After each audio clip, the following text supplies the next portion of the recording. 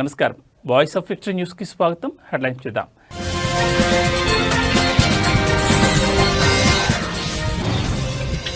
Pulivendula ZPTC ఉప ఎన్నికల్లో TDP win. దాదాపు 5,000 ఓట్ల మెజార్టీతో టీడీపీ అభ్యర్థి లతారెడ్డి ఘన విజయం.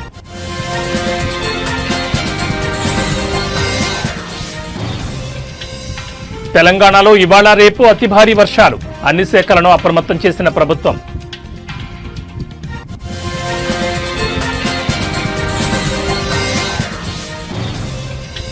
ఏపీలో దంచి కొడుతున్న వర్షాలు. పలు జిల్లాలకు రెడ్ అలర్ట్ జారీ.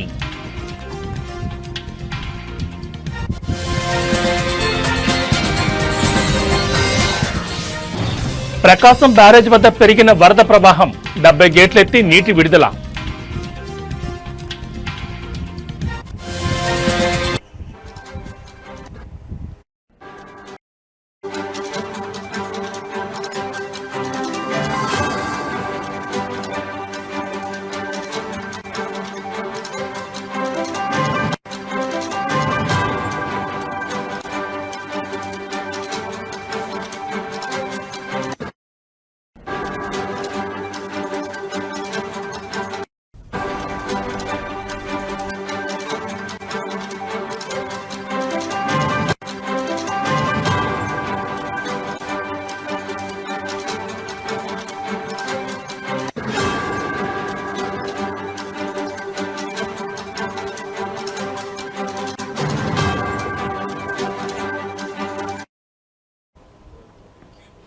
బులెటిన్లో బ్రేకింగ్ న్యూస్ చూస్తున్నాం. పులివెందులలో వైసీపీకి బిగ్ షాక్ తగిలింది.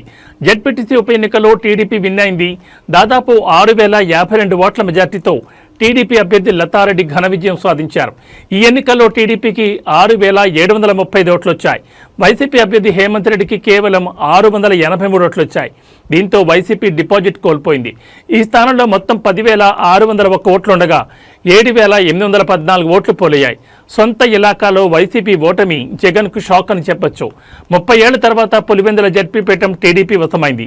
2016 కంటే ముందు 5 సార్లు వైఎస్ ఫ్యామిలీ నిలబెట్టిన అభ్యర్థి ఏకగ్రీవంగా ఎన్నికవుతూ వచ్చారు. ఇక 2016 జడ్పీటీసీ ఎన్నికల్లో టీడీపీ అభ్యర్థి నామినేషన్ తర్వాత వైసీపీలో చేరారు. అయితే బ్యాలెట్ పేపర్లో సైకిల్ గుర్తుండడంతో దానికి 2,500 ఓట్లు పడడం గమనార్హం.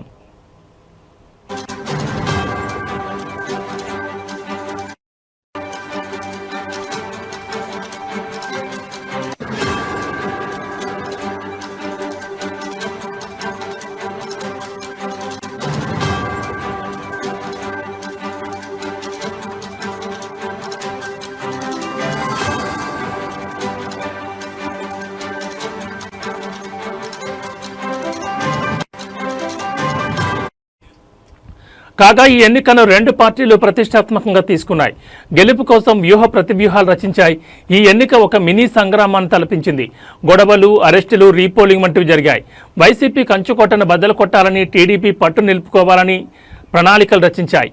ఎన్నికలకు ముందు నుంచే తమ ప్లాన్స్ అమలు చేశాయి. చివరికి టీడీపీ అనుకున్నది సాధించింది.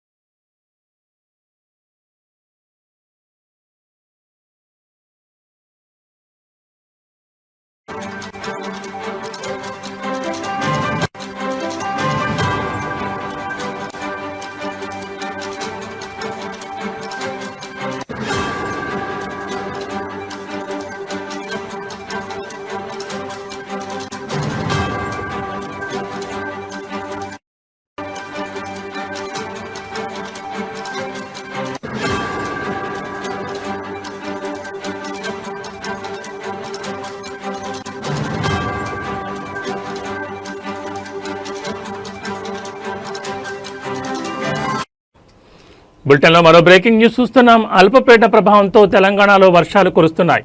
ఇవాళ రేపు పలు జిల్లాల్లో భారీ నుంచి అతి భారీ వర్షాలు పడే అవకాశం ఉంది.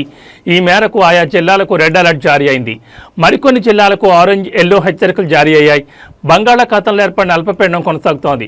ఇవాల్టి ఉదయం రిపోర్ట్ ప్రకారం ఉత్తర ఏపీ, దక్షిణ ఒడిశా తీరాలకు ఆనుకుని పశ్చిమ మధ్య పరిసర ఈశాన్య బంగాళాఖాతంలో అల్పపీడన ప్రాంతం ఉందని హైదరాబాద్ వాతావరణ కేంద్రం తెలిపింది. ఇది పశ్చిమ వాయువు దిశగా కదిలి రాబోయే 24 గంటల్లో మరింత ప్రభావవంతంగా మారే అవకాశం ఉంది. రాబోయే 48 గంటల్లో ఉత్తర కోస్తా, ఏపీ, దక్షిణ ఒడిశా మీదుగా కదిలే అవకాశం ఉందని అంచనా వేసింది.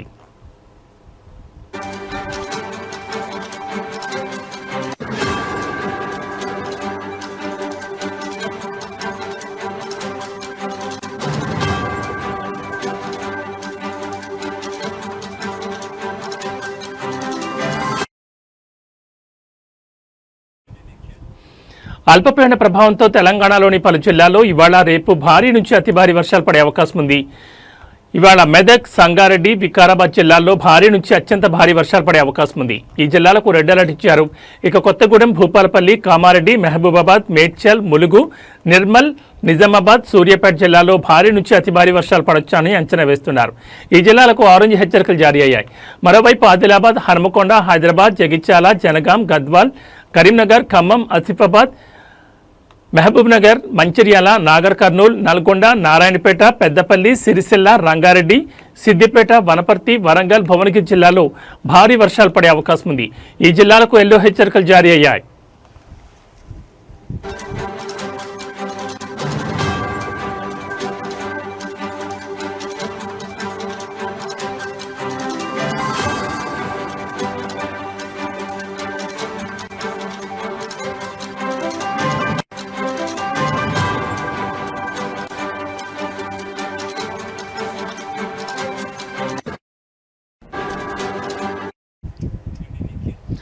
వర్షాల కారణంగా రాష్ట్రంలోని పలు ప్రాంతాల్లో వాగులు, చెరువులు, ఇతర జలాశయాలు పొంగిపొర్లుతున్నాయి. దీంతో నీటి ప్రవాహం ఎక్కువగా ఉండడంతో గ్రామాల మధ్య రాకపోకలకు అంతరాయం ఏర్పడింది. జీహెచ్ఎంసీలో రాజేంద్రనగర్లో 46.5 మిల్లీమీటర్ల వర్షపాతం నమోదైంది. రాష్ట్ర రాజధానిలో ఎడతెరిపి లేకుండా కురుస్తున్న వర్షాలకు రోడ్లు జలమయమయ్యాయి. Hyderabad disaster response and asset protection agency, ఇతర ప్రభుత్వ సంస్థల సిబ్బంది నీటిని తొలగించారు. పాత బస్తీలోని యాకత్పురా వద్ద మేకలకు మేపడానికి ఆకులను సేకరించే ప్రయత్నంలో వర్షపు నీటి కాలువలో పడిన వ్యక్తిని హైడ్రా సిబ్బంది రక్షించారు.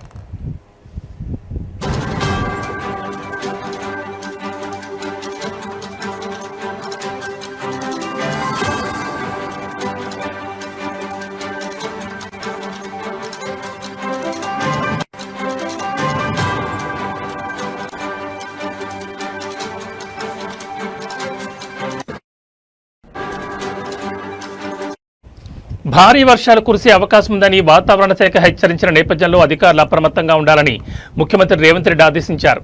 ప్రాణ, పశు నష్టం జరగకుండా అన్ని చర్యలు తీసుకోవాలని అధికారులను ఆదేశించారు. బుధవారం నుంచి కొన్ని రోజుల పాటు భారీ వర్షాలు కురిసే అవకాశం ఉన్న దృష్ట్యా అధికారులు, సిబ్బంది సెలవులను రద్దు చేయాలని ఆదేశించారు.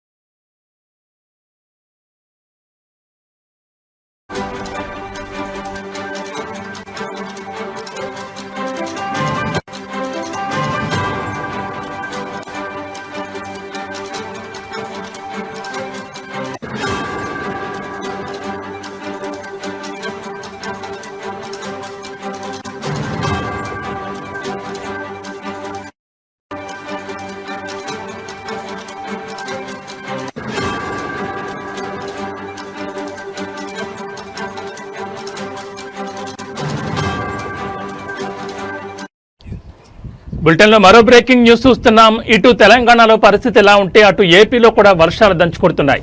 కొన్ని ప్రాంతాల్లో భారీ వర్షం కురవగా కొన్ని ప్రాంతాల్లో అతి భారీ వర్షం కురిసింది. ముఖ్యంగా విజయవాడ, గుంటూరు నగరాల్లో పలు ప్రాంతాలు చెరువులను తలపించాయి. రోడ్లపై 2-3 అడుగుల ఎత్తుకు పైగా నీరు ప్రవహిస్తోంది. గుంటూరు పూర్తిగా జలదిగ్బంధంలో చిక్కుకుపోయింది. అయితే మరో 4 రోజులు ఏపీలో వర్షాలు దంచుకొడతాయని వాతావరణ శాఖ చెబుతోంది. భారీ వర్షాల నేపథ్యంలో గుంటూరు, బాపట్ల, పశ్చిమ గోదావరి, ఎన్టీఆర్ జిల్లాల్లోని స్కూళ్లకు సెలవులు ప్రకటించారు.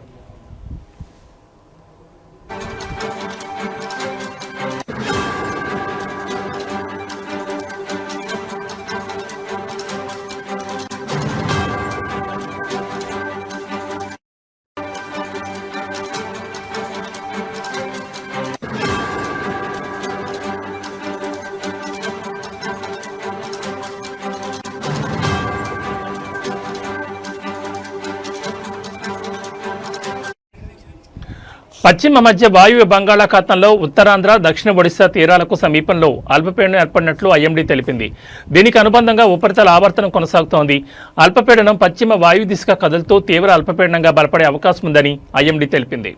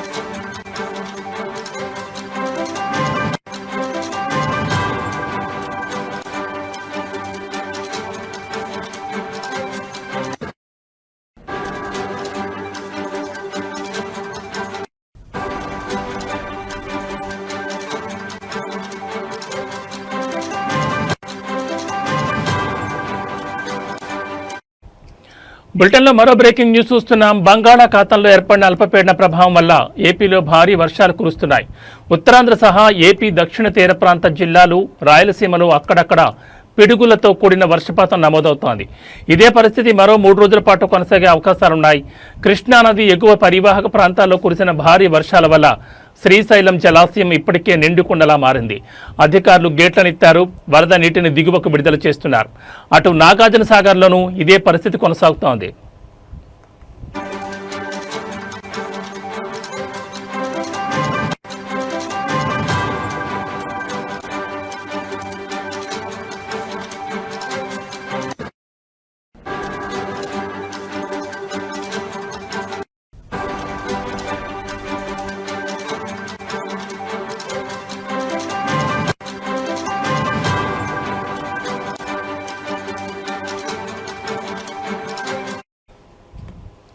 దీని ప్రభావం ప్రకాశం బ్యారేజ్పై పడింది.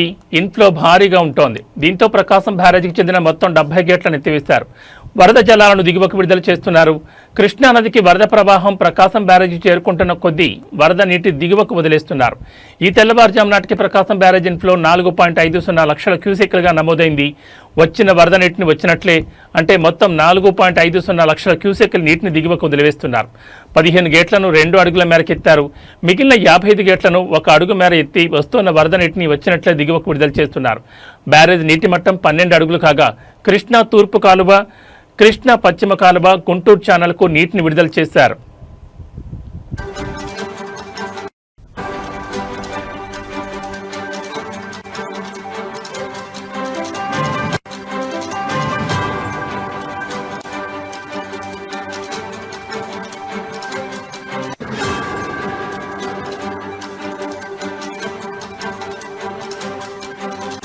మరింత పెరుగుతుందని అంచనాలున్నాయి.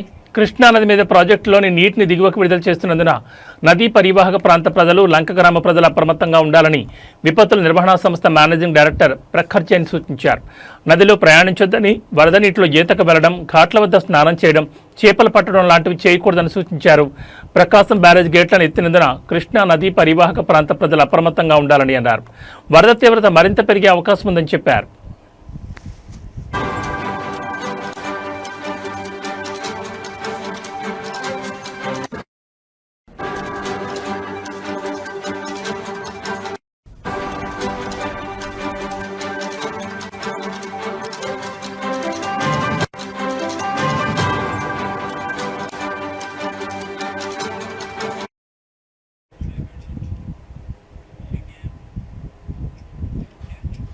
మల్కాజ్గిరి మాజీ ఎమ్మెల్యే మైనంపల్లి హనుమంతరావు ఆధ్వర్యంలో రెహనూనగర్కు చెందిన ధనరాజ్ లక్ష్మీ దంపతుల కూతురికి ప్రమాదవశాత్తు తలకు దెబ్బలు తాగడం వల్ల నిమ్స్లో అడ్మిట్ కావడంతో చికిత్స నిమిత్తం 2,50,000 రూపాయలు ఎల్ఓసిని బాధిత కుటుంబానికి ఇచ్చారు.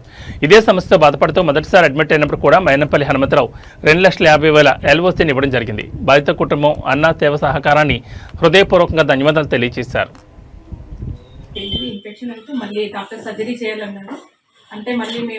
ఎల్ఓసి కోసం. నమస్తే అండి, నా పేరు లక్ష్మి, మా హస్బెండ్ పేరు ధనరాజ్, మా పాప పేరు ఉమాశ్రీ. మేము నెహ్రూనగర్ కాలనీలో ఉంటాము. మా పాపకి 2 సంవత్సరాల క్రితం యాక్సిడెంట్ అయినది. ఫస్ట్ టైం మాకు ఎల్ఓసి 2,50,000 హనుమంతాలు ఎక్కించారు. మళ్ళీ మా పాపకి ఇన్ఫెక్షన్ అయిందండి. 2 సంవత్సరాలు అయిపోయింది. ఇన్ఫెక్షన్ అయితే మళ్ళీ డాక్టర్ సర్జరీ చేయాలన్నారు.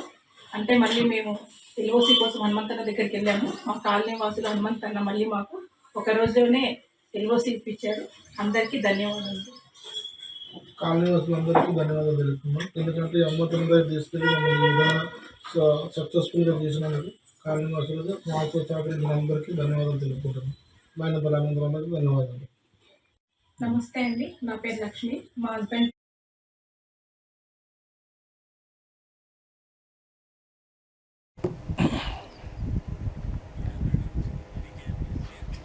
శ్రీ సత్యసాయి జిల్లా పెనుగొండ డీఎస్పీ నరసింగప్ప అందించిన వివరాల మేరకు పెనుగొండ మండలం మునిమడుగు గ్రామానికి చెందిన వినోద్ కుమార్ అనే ముద్దాయి పలు ప్రాంతాల్లో ద్విచక్ర వాహనాలు దొంగతనం చేసేవాడని తెలిపారు. దొంగతనం చేసుకుని వచ్చిన డబ్బుతో తాగుడుకు అలవాటు పడి జల్సా చేసేవాడని అన్నారు. తనపైన కర్ణాటక ప్రాంతం, తిరుపతి, అనంతపురం, ధర్మవరం, కర్నూలు పలు ప్రాంతాల్లో ద్విచక్ర వాహనాలు చోరీ కేసులున్నాయని, దొంగిలించిన మొత్తం 31 మోటార్ సైకిళ్లను స్వాధీనం చేసుకున్నారు. నగదులో 18,60,000 రూపాయలను స్వాధీనం చేస్తున్నట్లు డీఎస్పీ నరసింగప్ప తెలిపారు.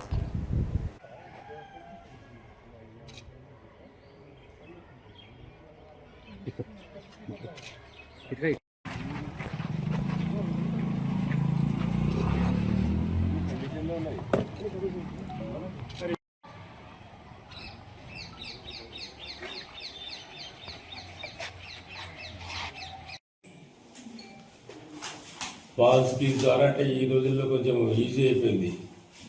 ఇది బాగా గట్టికి తంతే కూడా ఊడిపోతాయి. సో అతని యొక్క ఎంఓ వచ్చేసి ఇది గతంలో ఆ విధంగా చేసేవాడు. అయితే అతనికి ఉన్నటువంటి అంటే చెడు వ్యసనాల వల్ల జల్సాలకు లోనయ్యి ఇవన్నీ ఒక చోట పెట్టి బెంగళూరులో అమ్ముకుందామని చెప్పి అక్కడ పెట్టడం వల్ల ఎవరు గమనించరు కాబట్టి ఈ పట్టుబడి అతని నుంచి ఇటువంటి ఈ యొక్క 31 ద్విచక్ర వాహనాలను స్వాధీనపరచుకోవడం జరిగింది. 1 టౌన్, 2 టౌన్, 3 టౌన్, 4 టౌన్, తర్వాత డోను, మన కియా పోలీస్ స్టేషను, రొద్దము ఇట్లాంటి చోట కేసులు నమోదు చేయడం ఉన్నాయి. ఇంకా కొన్ని నమోదు కానటువంటివి ఉన్నాయి. వాటికి సంబంధించి ఇప్పుడు మేము మీ మూలంగా మీ ద్వారా ఆ మోటార్ సైకిల్ ఏమి, వాటి ఇంజిన్ నెంబర్ ఏమి, చాసిస్ నెంబర్ అటువంటి వాటివి ప్లస్ మేము రాష్ట్ర వ్యాప్తంగా మెసేజ్ పెట్టడం జరుగుతుంది. ఎక్కడైనా ఆ కేసుల్లో పురోగతి లేకపోతే అక్కడ నమోదైనటువంటి కేసుల యొక్క engine number, chassis number, main బండి నెంబర్ రిజిస్ట్రేషన్ మార్చేస్తుంటారు కాబట్టి మనకు ఇంజిన్ నెంబర్, చాసిస్ నెంబర్ ద్వారా ఆ వ్యక్తి యొక్క ఓనరు మన దగ్గరకు వస్తే చట్టపరంగా వాళ్లకు. అల్లూరు సీతారామరాజు జిల్లా చింతపల్లి మండలం అంజలి శనివారం పంచాయతీ తాటిబంద గ్రామానికి చెందిన పీవీటీజీ ఆదివాసీ శ్రీధర్ సత్యబాబు తన 8 ఏళ్ల పాప శ్రీధర్ లక్ష్మి అనారోగ్యంతో బాధపడుతుండగా గ్రామానికి రవాణా సౌకర్యం లేకపోవడంతో జోరు వాన్లోనే భుజాన మోసుకుని 4 కిలోమీటర్లు నడిచి బచ్చంత గ్రామం చేరుకున్నాడు. అక్కడి నుంచి ఆటోలో డౌనూరు పీహెచ్సీకి తీసుకెళ్లగా వైద్యుల పరిస్థితిని గమనించి నర్సీపట్నం ఏరియా ఆసుపత్రికి రిఫర్ చేశారు. చివరికి అంబులెన్స్లో తరలించి చికిత్స అందిస్తున్నారు. స్వాతంత్రం వచ్చి 79 ఏళ్లు గడిచిన పీవీటీజీ గిరిజన గ్రామాలకు రోడ్ల సౌకర్యం దూరస్వప్నమే. వర్షం, మట్టి రోడ్లు, అడవిదారులు ఇవన్నీ దాటి తన కూతురి ప్రాణం కాపాడిన సత్యబాబు పోరాటం అభివృద్ధి అనే పదానికి పెద్ద ప్రశ్నార్థకం పెడుతోంది.